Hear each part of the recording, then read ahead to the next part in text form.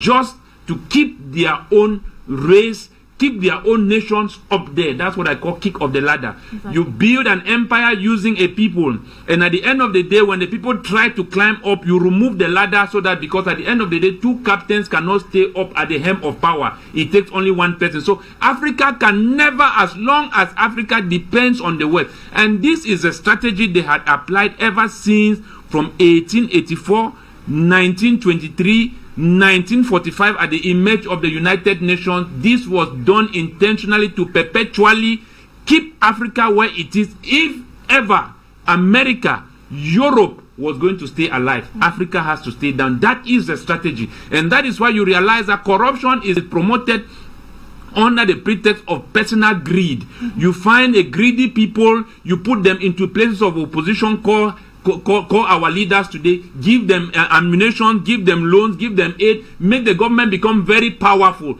To do what? To keep the people, the 85% of the people, where they want to keep the people. Because this is their major target. How are they going to extract the natural resources of Africa? Because these are the destinies and the future of the African people that they are stealing away from Africa. And we are looking at most African leaders who are present at the summit. We're looking at other African countries that France did not colonize, talking about Rwanda, South Africa, Nigeria, for example. So what is the significance of the presence of these African leaders who do not yet have a strong bond with France at Paris? You see, the way the structure is built, and this is what the African head of states and the Africans need to understand. When we talk about France, we do not talk about France as an independent nation. We are talking about France as EU. And then we are talking about France as the United Nations, because these are the veto members. So at the end of the day, we are not dealing here with an individual. We are dealing here with a well-built, structured system by the West to take over Africa and to engage Africa at the permanent level where it doesn't emerge. So we are not dealing here with France. And that is why you realize that when America is going to give sanction in a particular country, all of them group behind America. If France is going, all of them group behind. That is a strategy they have always used. They built a united front in 1884.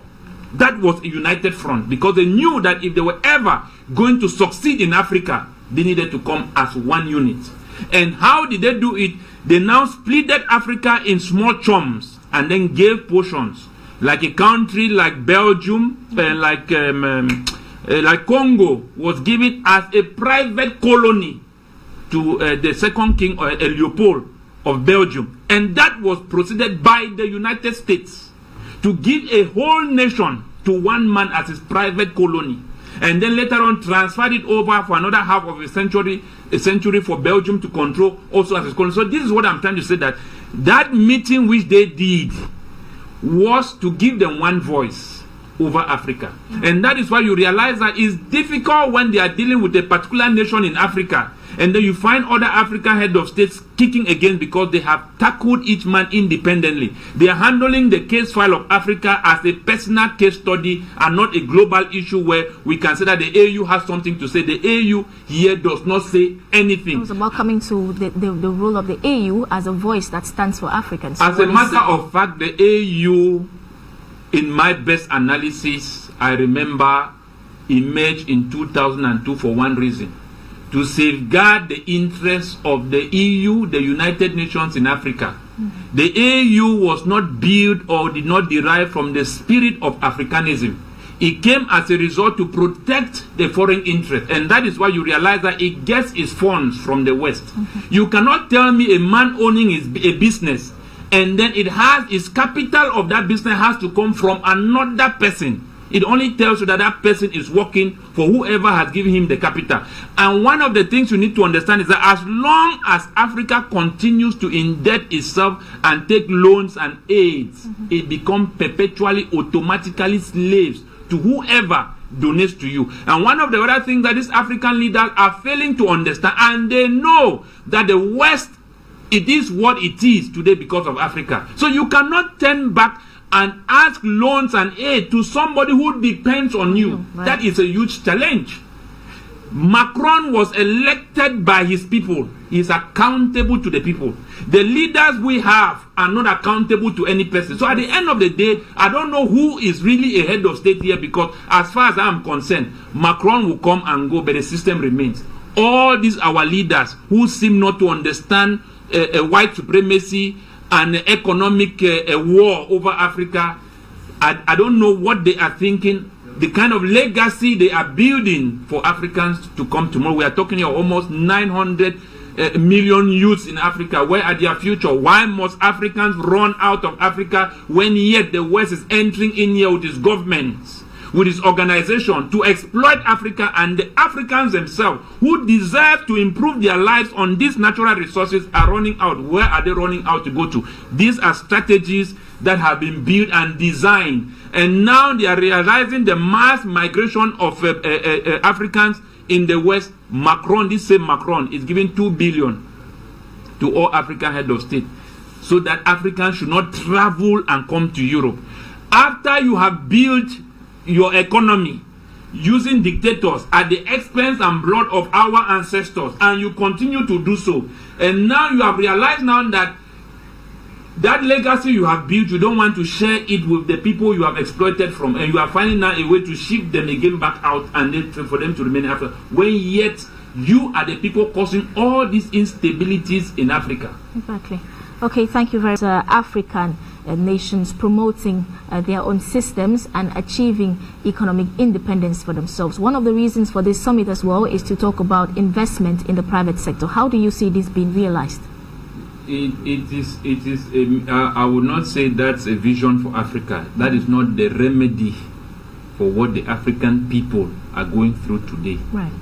You see, they are trying to move with time and dispensation and suggesting what should be good for Africa. We know what is good for us. They cannot tell us what is good for us. Mm-hmm. We are come of age. This is 60 years of so-called independence. Let me put it that way. So I think that you will not assume that people who are in Africa who are 60 years of age are still children or are still youth. They are people who have come of age. So we cannot have young men like Macron telling Africans on what to do. I think that is an abuse of democracy. Mm-hmm. And as a matter of fact, these are people who propagate democracy and who do not practice democracy, who are not for the interests of what they claim to be. Democracy, right. They say things which they themselves do not even believe in their hearts. How can they talk about developing the private sector in Africa? How do they want to do that? Are they going to be our raw materials for us to develop? We have raw materials. Let us be able to industrialize what we have. We should be able to process our raw material. France and the West cannot buy raw materials from Africa and come back and sell them back to Africans. Is that the kind of a private sector development is he talking about? No. These are all propaganda, and let us face the reality. So the kind of leaders who will introduce such topics, who introduce such meetings to even attend, I think that they have become an abuse to their own nation, because they have reduced themselves almost to nothing. I used to say that any head of state that goes to borrow money, whether at the IMF or the World Bank, or loan from any Western nation, is a big fool, because you are borrowing what they have exploited from your ancestors.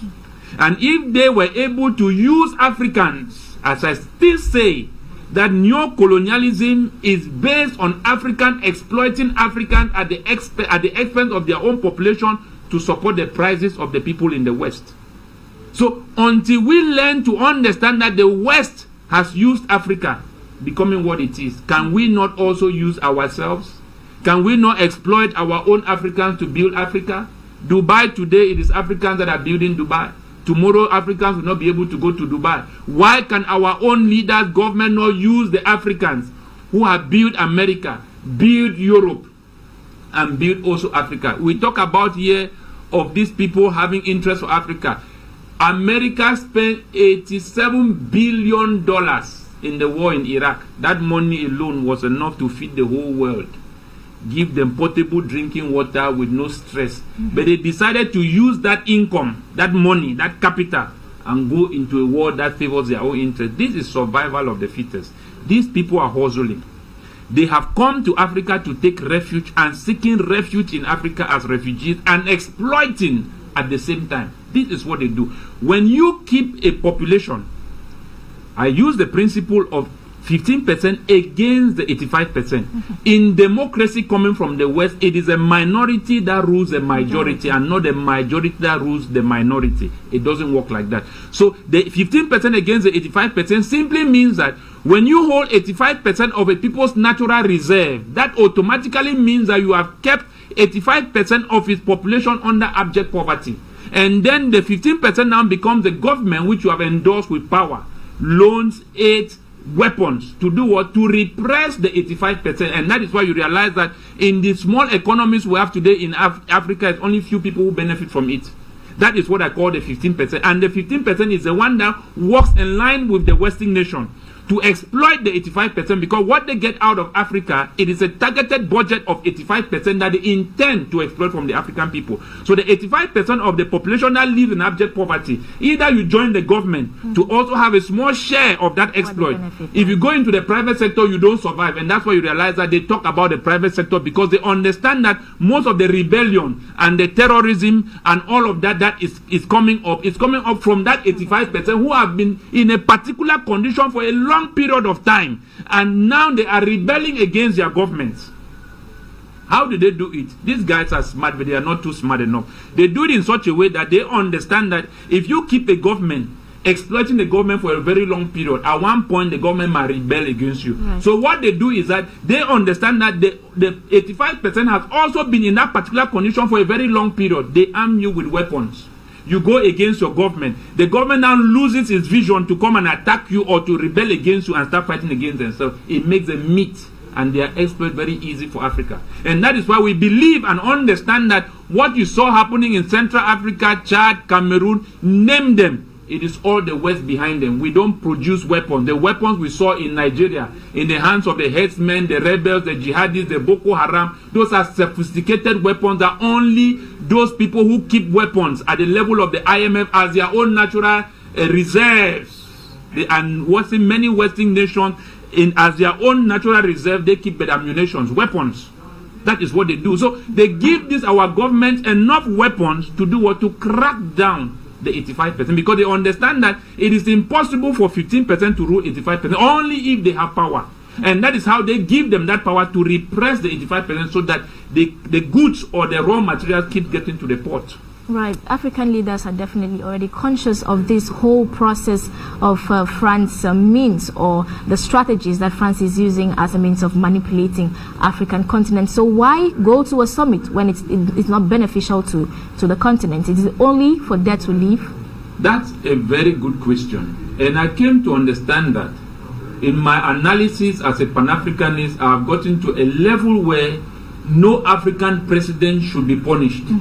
Because a lot of them, their hands are tied with certain conditions. Because I came to understand that many loans and aids come with conditions before they give you. Right. And many of these conditions is where our head of state and our leaders are tied. Because at the same time, you are put in a situation between life and death. And then you are trying to make a good decision at the expense of your people. So what we need to do here at this junction is very simple. It is obviously clear that change can only come from the population of this continent. It will never come from our leaders, because the way they have partitioned Africa, it is difficult for you to come and help your brother. That is why you realize that the former president of Sudan is now indicted in The Hague.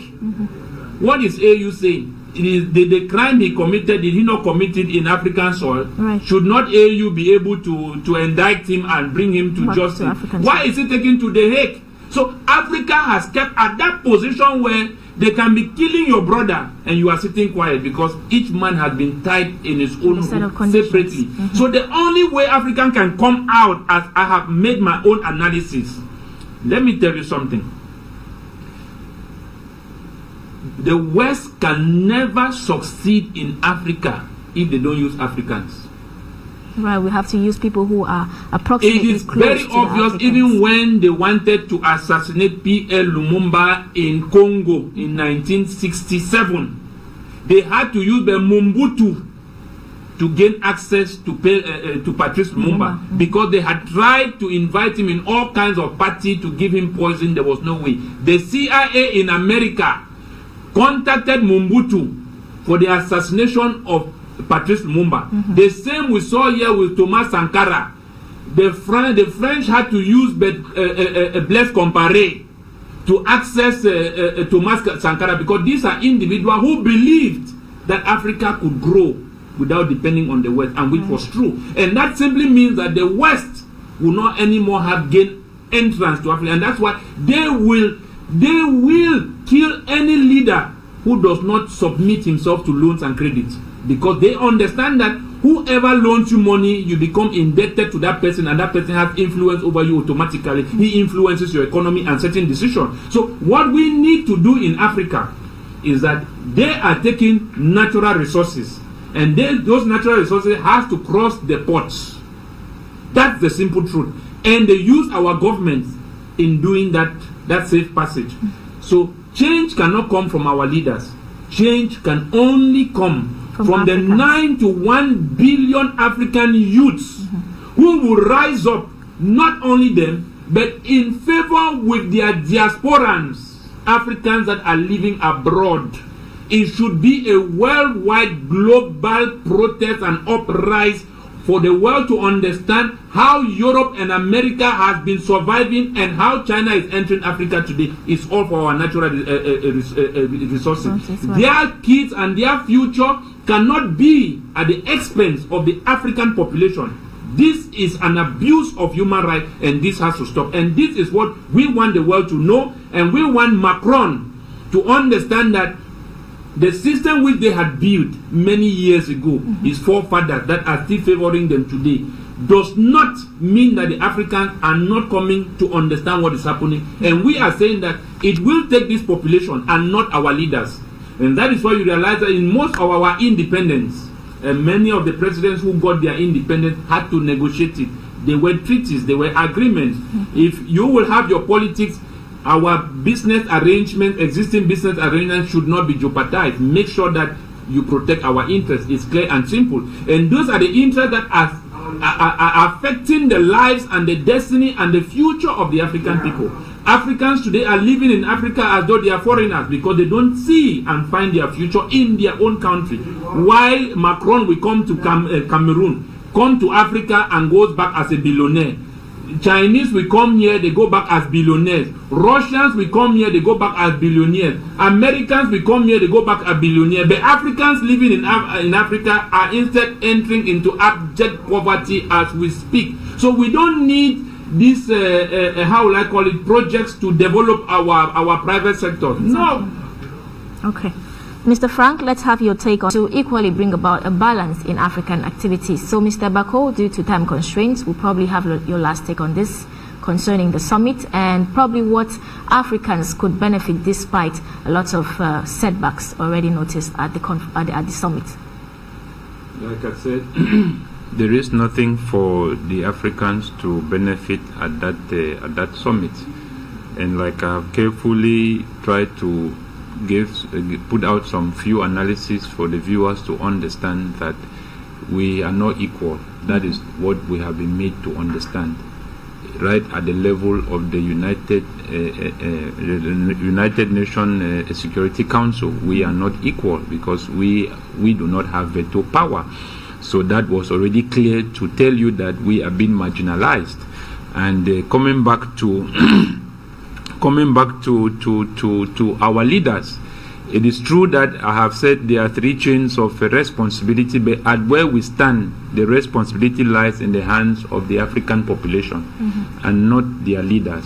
You see, in most cases, the leaders who stood up to defend their people and their nation, they were heavily targeted by the West and considered as terrorists as far as the Western interest in Africa was.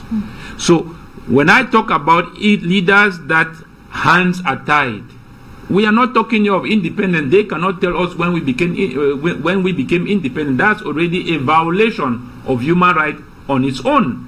For you to declare that a people have become independent Honor is something that all men are born with. It cannot be granted to you, no one can give you. It must also certainly not be lost. So we all have the same honor and dignity that we're all created in the likeness of God. So it is not some other person that needs to tell you that you are mature. No, he did not grow you of age. You have come of age. So we know where we are, and we are saying that a time is now and has come that Africa, from its currency to its economy and politics, should have nothing to do with the West. And these, our leaders cannot take this decision right now where they stand. But there is something they can do. And that thing they can do is when they come together and form one unit and have an all-inclusive dialogue. Right. And this issue of Africans fighting Africans in the name of acronyms by the West that they are terrorists. Whether it is the jihadists, go to the Sahel region, the G5 region, the people there hail these rebels. Go to Central Africa, the rebels that they are talking of, that France is there, Russia is there, killing the people of that land. The rebels that are there, what are they defending? They are defending their motherland. So, but these are people that have been classified as terrorists, and we are fighting them. And that was the same thing that I complained here last time about the president of Chad. The same president in Cameroon and many other presidents. We should stop the issue of in-house fighting. Go into all-inclusive dialogue at the level of our leaders and at the level of our population. We will succeed. Right. It's as simple as it is. Okay. We will succeed. Thank you.